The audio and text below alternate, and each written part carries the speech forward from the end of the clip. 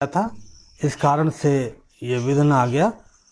तो हम यहाँ पर देखते हैं कि बहुत बार मनुष्य जो है परमेश्वर की जब आज्ञा को नहीं मानता है तो उसके जीवन में ये सारे रोग और ये सारी बीमारियां जो हैं वो क्या होती हैं, आ जाती हैं। और हम देखते हैं कि परमेश्वर का वचन जो है हमें यहाँ पर इस बात को बताता है कि यदि मनुष्य परमेश्वर की आज्ञा को मानेगा तो वो हष्ट पुष्ट रहेगा, और यदि नहीं मानेगा तो परमेश्वर का वचन बड़ी सफाई से बताता है कि मैं तुझे क्षय रोग से और मैं तुझे नाना प्रकार की बीमारियों से क्या करूँगा, पीड़ित करूँगा। तो परमेश्वर की जब हम आज्ञा मानते हैं तो परमेश्वर जो है हमें जीवन प्रदान करता है, और मैं और आप आत्मिक रीति से और शारीरिक रीति से आशीष को पाते हैं। और दूसरी जो बात है जो एक मनुष्य परमेश्वर की आज्ञा को मानने के द्वारा प्राप्त करता है वो ये है कि वो व्यक्ति जो है वो क्या होता है, न केवल जीवित रहता है लेकिन आज्ञा मानना उसके जीवन में फलवंत होने का कारण होता है। आज्ञा मानना परमेश्वर की उसके जीवन में फलवंत होने का कारण होता है, क्योंकि लिखा हुआ है परमेश्वर के वचन में कि इसलिए कि तुम जीवित रहो और बढ़ते रहो। परमेश्वर की जब हम आज्ञा मानते हैं तो परमेश्वर हमें आगे बढ़ाता है और हमें फलवंत करता है।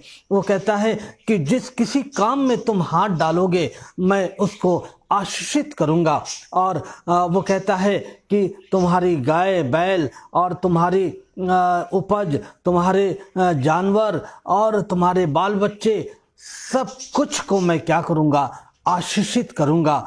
और हम देखते हैं आज कि बहुत बार मनुष्य जो है बहुत मेहनत करता है, और यहाँ तक देखा गया है कि मनुष्य एक शिफ्ट में काम करता है, फिर वो अपनी ज़रूरतों को पूरा करने के लिए फिर दूसरा काम भी करते हैं, क्योंकि उनकी कहीं ना कहीं वो ज़रूरतें जो हैं वो पूरी नहीं हो पा रही हैं, और वो निरंतर परिश्रम पे परिश्रम करते जाते हैं।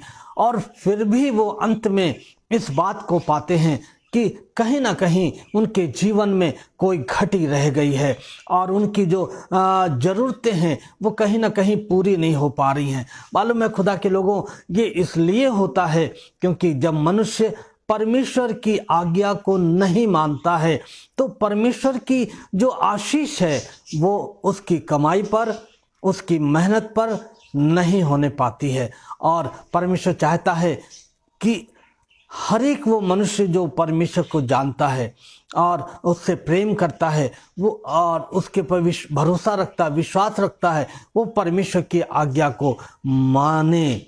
और जब हम मानते हैं तो परमेश्वर मुझे और आपको क्या देता है, आशीष देता है। और ये हमारे आज्ञा मानना हमारे बढ़ने का कारण होता है, क्योंकि परमेश्वर का वचन बहुत जगहों पे हमें इस बात की शिक्षा देता है कि लोगों ने बहुत सारी मेहनत करी, बहुत परिश्रम किया, लेकिन अंत में उनके हाथ कुछ भी नहीं आया। और इसी तरह से आज मनुष्य जो है इस संसार में बहुत सारा परिश्रम करता है, बहुत सारी मेहनत करता है, लेकिन उसके हाथ में कुछ भी उसको प्राप्त नहीं होता है। मालूम है खुदा के लोगों, इसके कई कारण हैं।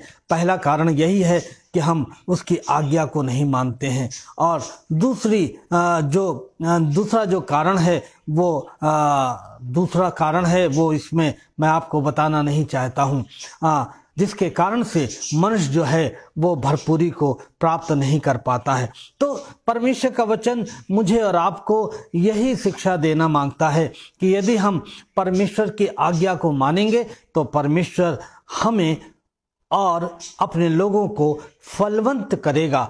और यदि तुम परमेश्वर का वचन कहता है कि तुम यदि उसकी आज्ञा नहीं मानोगे, तो होशे नबी की किताब में परमेश्वर बड़ी सफाई से कहते हैं कि वो जो बाड़ा मैंने तुम्हारी फसल की ओर लगा रखा है ताकि कोई लोमड़ी तुम्हारे अंगूरों को नष्ट ना कर दे, यदि तुम मेरी आज्ञा को नहीं मानोगे, बाड़े को हटा दूंगा और तुम्हारी जो फसल है वो लोमड़ियां चट कर जाएंगी। और ये इस कारण से होगा क्योंकि तुमने मेरी आज्ञा को नहीं माना। तो खुदा के लोगों, यदि हम फलवंत होना चाहते हैं, यदि हम किसी भी तरह से हम कमी और घटी में चल रहे हैं और हम बहुत परिश्रम करते हैं, बहुत मेहनत करते हैं, फिर भी हम घटी में रहते हैं, तो हमें अपने जीवन का अवलोकन करना चाहिए और इस बात का पता लगाना चाहिए कि हमारी आशीष जो है वो कहाँ पर रुकी हुई है। मैं आपसे इस बात को बोलना चाहता हूँ कि मैं और आप अपने जीवन का अवलोकन करें, और यदि परमेश्वर दिखाता है कि कहीं ना कहीं हमने परमेश्वर के वचन की अवहेलना की है, आज्ञा पालन नहीं किया है, तो हम परमेश्वर के समक्ष घुटनों पे आ जाएं और उससे कहें, परमेश्वर आप मुझे क्षमा करें। और जब हम ऐसा करेंगे, आप देखेंगे कि वो रुकी हुई आशीषें आपके जीवन में आना आरंभ हो जाएंगी और परमेश्वर जो है आपको फलवंत करेगा, आशीषित करेगा। और इसीलिए परमेश्वर का वचन कहता है कि परमेश्वर कहता है कि जो जो आज्ञा मैं आज तुम्हें सुनाता हूँ, उन सबों पर चलने की तुम क्या करना, चौकसी करना। और यदि चौकसी करोगे तो तुम जीवित रहोगे और अपने जीवन में बढ़ते रहोगे।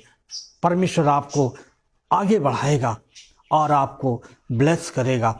और तीसरी बात है कि जब एक प्रभु का जन, जब एक प्रभु के परमेश्वर के ऊपर विश्वास करने वाला व्यक्ति जब परमेश्वर की आज्ञा का पालन करता है, तो मालूम है परमेश्वर उसको परिपूर्णता की आशीष प्रदान करता है, परमेश्वर उसको परिपूर्णता देता है। हम यहाँ पर देखते हैं कि परमेश्वर जब हम उसकी आज्ञा को मानते हैं तो परमेश्वर का वचन हमें बताता है कि यह स्मरण रख कि तेरा परमेश्वर यहोवा उन 40 वर्षों में तुझे सारे जंगल के मार्ग में इसलिए ले आया कि वो तुझे नम्र बनाए। हम यहाँ पर देखते हैं कि इस्राएली जो हैं वो 40 वर्षों तक उस बयाबान जंगल में चलते रहे और उनका जो खुदा है, उनका जो परमेश्वर है वो उनके साथ साथ रहा। और बाइबल हमें आगे बताती है कि 4 पद में, 8 अध्याय के 4 पद में, इन 40 वर्षों में तेरे वस्त्र पुराने ना हुए, तेरे तन से भी नहीं गिरे और ना तेरे पांव फूले। फिर अपने मन में वो कहता, ना तेरे पांव फूले, ना तेरे कपड़े पुराने हुए, ना तेरे जूते फटे। तो परमेश्वर उन्हें इस बयाबान जंगल से में उनके साथ रहा और उनकी सारी चीज़ों की वो क्या करता रहा, पूर्ति करता रहा। और अंत में हम देखते हैं कि परमेश्वर उनको उनके आगे चल के जब हम इसको पढ़ते हैं तो हम देखते हैं कि परमेश्वर ने ऐसा करके क्या करा कि उनकी परीक्षा करी, उनको परखा कि ये मेरी आज्ञा कहाँ तक मानते हैं। उनको भूखा होने दिया, उनको प्यासा होने दिया और परमेश्वर ये देखना चाहता था कि ये मेरे पीछे चलते हैं या नहीं चलते हैं, ये मेरी आज्ञाओं को मानते हैं या नहीं मानते हैं। तो इनमें से बहुत सारे लोग थे जिन्होंने परमेश्वर की आज्ञाओं को नहीं माना और परमेश्वर का वचन बताता है कि वो जंगल में ही ढेर हो गए, नाश हो गए। लेकिन जिन्होंने परमेश्वर की आज्ञा को माना, परमेश्वर ने उनको परिपूर्ण किया सारी आशीषों से जब वो कनान के देश में गए और वहां पर उन्होंने उस प्रतिज्ञा की हुई वस्तुओं को प्राप्त किया जिसके बारे में परमेश्वर ने कहा था कि वहाँ पर दूध और मधु की धाराएं बहती हैं और मैं तुमको एक उत्तम देश में लिए जा रहा हूँ। तो खुदा के लोगों, जब मैं और आप परमेश्वर की आज्ञाओं को मानते हैं तो परमेश्वर जो है हमारे जीवन में हमें परिपूर्णता देता है और हम उस परिपूर्णता को प्राप्त करके अपने जीवन में निरंतर आनंद को प्राप्त करते हैं। आज बहुत सारे जीवन हैं जो कहीं ना कहीं किसी रीति से शायद उनके जीवन में कोई अधूरापन पाया जाता है, कोई कमी पाई जाती है, कोई एक छोटी सी टीस उनके अंदर पाई जाती है। और ये किस कारण से है? खुदा का कलाम मुझे और आपको बताना चाहता है कि ये इस कारण से है क्योंकि तुमने जीवित परमेश्वर के आज्ञाओं को टाल दिया है और तुमने उसको नहीं माना है। होशे के समय में वो जो इस्राएली लोग थे वो बहुत ज़्यादा उन्होंने परमेश्वर के प्रेम को प्राप्त किया, परमेश्वर की आशीषों को प्राप्त किया, लेकिन वो उसके साथ साथ क्या करते थे कि वो अपने भरोसे को बार बार असूर और मिस्र के ऊपर लगा लेते थे। और ये असूर और मिस्र जो थे ये इनके एक तरह से यार बन गए थे, दोस्त बन गए थे। ये ऐसा समझते थे इस्राएली लोग कि यदि मेरे जीवन में कोई घटी आएगी, मेरे जीवन में कोई कमी आएगी तो हम असूर के पास जाएंगे, हम मिस्र के पास जाएंगे और उनसे हम मदद को ले लेंगे। तो परमेश्वर कह रहा है कि मैं तेरे यारों को क्या करूँगा? मैं उनका सत्यानाश करूँगा, मैं उन्हें नाश कर दूँगा। और तुम अपने जीवन में जिस परिपूर्णता की उम्मीद कर रहे हो उस परिपूर्णता में तुम कभी नहीं पहुंचोगे। तो परमेश्वर आज हमें परिपूर्णता का जीवन देना चाहता है। हमसे वो कोई भी अच्छी आशीष रख नहीं छोड़ना चाहता है, न केवल भौतिक रूप से लेकिन आत्मिक रूप से भी। हम सब ने जिन्होंने उद्धार पाया है, हम प्रतिदिन परिपूर्णता की ओर बढ़ रहे हैं। और एक दिन आएगा जब यीशु मसीह बादलों पर आएंगे और तुरही फूंकी जाएगी और जब मुर्दे जी उठेंगे और जब वो बादलों पर उठा लिए जाएंगे, हम सब उस परिपूर्णता में पहुंच जाएंगे। और अभी तक हम सब अधूरे हैं, लेकिन एक दिन आएगा यदि हम विश्वास में बने रहे, आज्ञाकारिता में बने रहे, तो हम उस परिपूर्णता में पहुंचेंगे कि हम परमेश्वर के समक्ष खड़े होंगे। तो प्रभु करे कि हम सब परमेश्वर की आज्ञा को निरंतर अपने जीवन में मानने वाले हों, ताकि परमेश्वर की आशीष हमारे जीवन में हो, हम जीवित रहें, हम फलवंत हों, हम आगे बढ़ें और हम परिपूर्ण किए जाएं। और दूसरी बात, मसीह जीवन में जब हम आज्ञा मानते हैं तो परमेश्वर मेरा और आपका मार्गदर्शन करता है। हम सब जब इस संसार में रहते हैं, बहुत बार मेरे और आपके सामने ऐसी परिस्थितियां खड़ी हो जाती हैं जब हम सोचने लगते हैं कि मैं किधर जाऊं, मैं क्या करूं, कौन है जो हमारी सहायता करेगा। लेकिन जब मैं और आप परमेश्वर की आज्ञा को मानते हैं तो परमेश्वर जो है वो हमारा मार्गदर्शन करता है। जिस तरह से परमेश्वर ने उन 40 वर्षों में उन इस्राएलियों का क्या किया? मार्गदर्शन किया और उनको उस मार्ग पर वो लिए चला। उस मार्ग में जब वो चल रहे थे, बहुत सारी समस्याएं थी, बहुत सारी परेशानियां थी, लेकिन वो आसमान का खुदा निरंतर उनके साथ बना रहा और उनकी अगुवाई करता रहा और उनका मार्गदर्शन करता रहा। मैं और आप जब इस संसार में हैं, बहुत बार हमारे जीवन में, आपके जीवन में समस्याएं आएंगी, परेशानियां आएंगी, बीमारियां आएंगी और हमें ऐसा लगेगा कि हम क्या करें, हम किधर जाएं, हम किससे मांगे, किससे सलाह मांगे, कौन हमारी मदद करेगा? हमारा परमेश्वर हमारा मार्गदर्शक है, हमारा प्रभु यीशु मसीह हमारा मार्गदर्शक है। और वो ऐसे समय में जब आप परेशानियों के दौर से गुजर रहे हैं, जब आप बीमारी के दौर से गुजर रहे हैं, वो आसमान का खुदा आपके साथ होलेगा और आपका मार्गदर्शन करेगा। और इसलिए हमें और आपको परेशान होने की, भयभीत होने की आवश्यकता नहीं है। यदि हम अपने परमेश्वर की आज्ञाओं को मानते हैं तो वह हमारा मार्गदर्शन करता है, हमें चलाता है और हमारे जीवन को वो स्वयं संचालित करता है। जब हम अपने जीवन को अपने द्वारा चलाने लगते हैं, अपनी बुद्धि से, अपनी समझ से चलाने लगते हैं, हम बहुत बार फेल हो जाते हैं।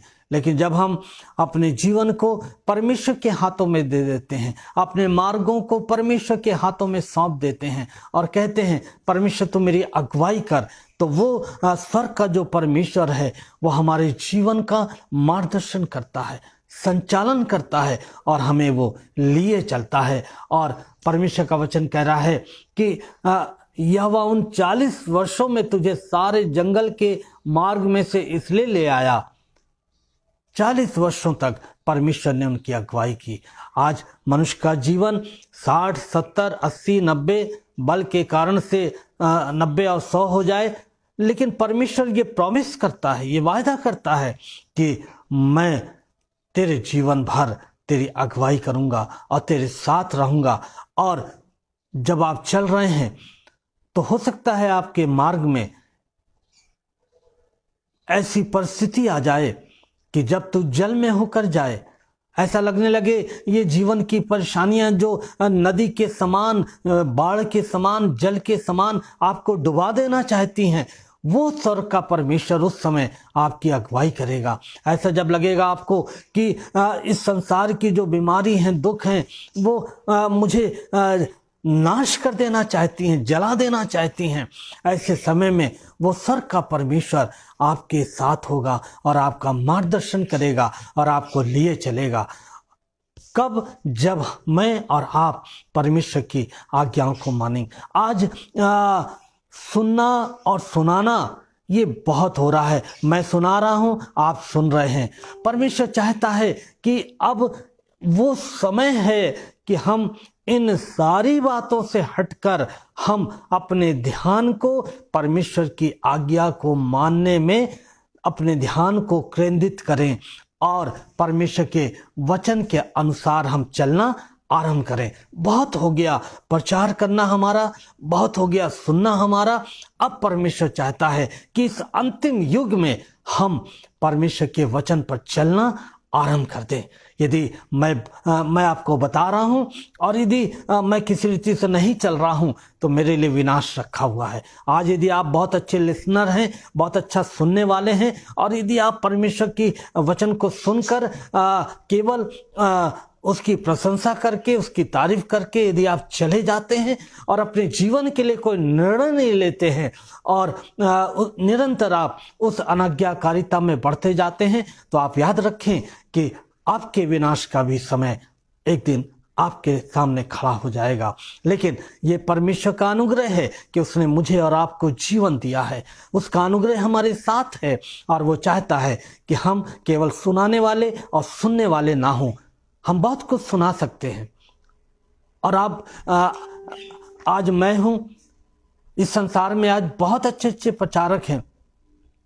किसी ने कहा है कि कल और आएंगे जो मुझसे भी बेहतर कहेंगे और सुनने वाले भी आपसे अच्छे होंगे कल, लेकिन जीवन वही पाएगा जो उन सारी बातों को सुनने के बाद उनको मानेगा और उनके अनुसार चलेगा। परमेश्वर चाहता है कि हम इस सुनने और सुनाने की प्रतिक्रिया से निकलकर अब उसके माने जाने की ओर अपना ध्यान लगाएं और उसके मार्गों पर चलें। और दूसरी बात, आज्ञाकारिता का जो जीवन होता है वो नम्रता में चलने वाला जीवन होता है। प्रभु यीशु मसीह ने जब अपनी शिक्षाओं को दिया तो बहुत सारे लोग थे जो अपने घमंड में होकर उन्होंने परमेश्वर की बातों को अपने जीवन में स्थान नहीं दिया, उनको नहीं माना। लेकिन जब एक व्यक्ति परमेश्वर के वचन को सुनकर उसको मानता है, पालन करता है, तो परमेश्वर की आशीष उसके जीवन में आती है। बाइबल में एक बहुत अच्छा उदाहरण पाया जाता है और वो है जक्कई का उदाहरण।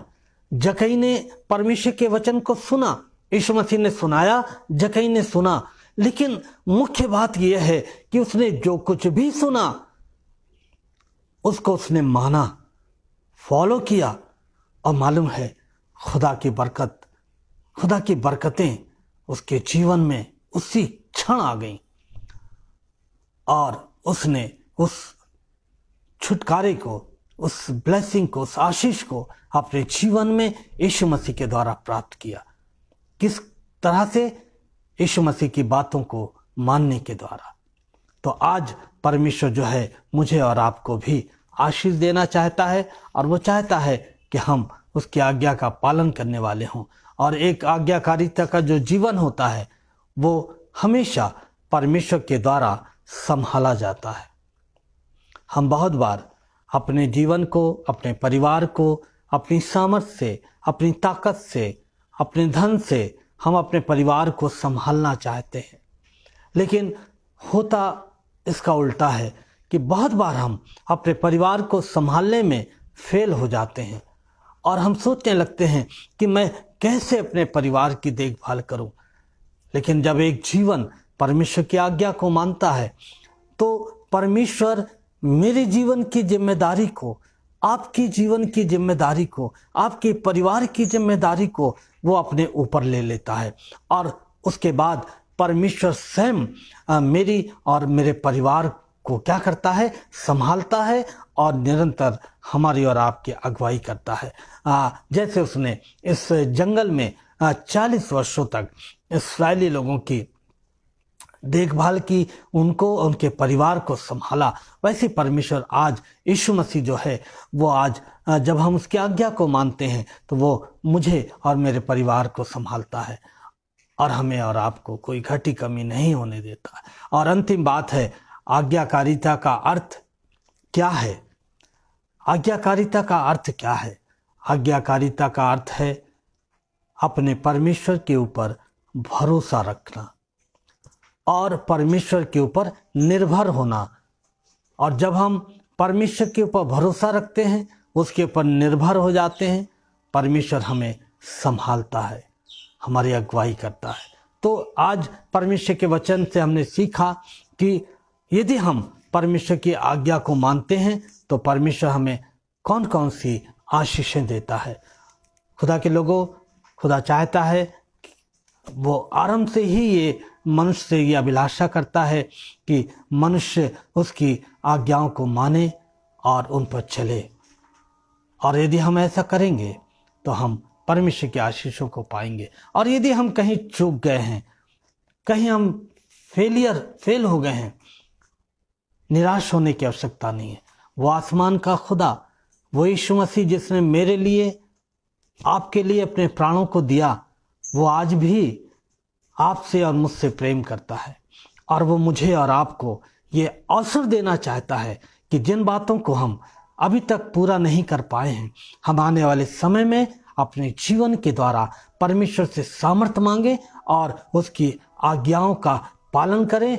और वो पवित्र आत्मा जो यीशु मसीह ने जाते समय अपने चेलों को दिया, अपने लोगों को दिया, वो सर्वदा आपके साथ है और वो आपको इतनी सामर्थ्य देगा कि आप उसकी आज्ञाओं को मानने वाले हो सकेंगे। और परमेश्वर की आशीषें आपके जीवन में, आपके परिवार में बहुत आयसे होंगी। प्रभु आप सबको बड़ी आशीष दे। आइए हम लोग दुआ करेंगे और परमेश्वर को धन्यवाद देंगे। हमारे जीवित और सामर्थी परमेश्वर पिता, हम धन्यवाद देते हैं आपके जीवित वचन के लिए और धन्यवाद देते हैं प्रभु, आज आपने अपनी आज्ञा माने जाने की आशीषों के बारे में हमें बताया है। प्रभु जी आप हमारी सहायता करें ताकि प्रभु हम जो कुछ भी सुनते हैं आपसे, प्रभु हम उसको मानने वाले हो सकें।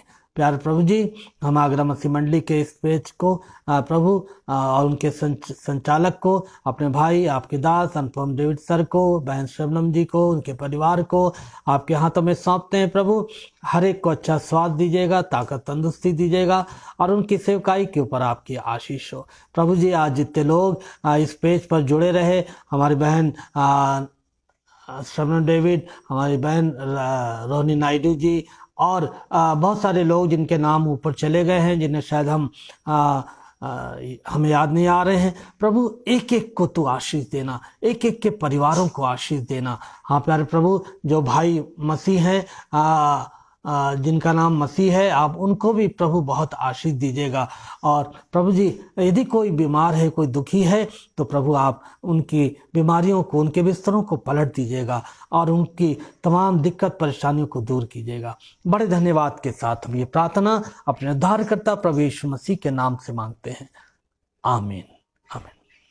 आप सबको जय मसीह की। कल रविवार है और कल मैं शाम के 8 बजे आपसे आगरा मसीह मंडली के स्टेज पर परमेश्वर ने चाहा तो फिर से मिलूंगा। आपको समय मिलता है तो आप हमारे साथ संगति कर सकते हैं परमेश्वर के वचन की। प्रभु आप सबको बहुत आशीष दे। Thank you very much. God bless you.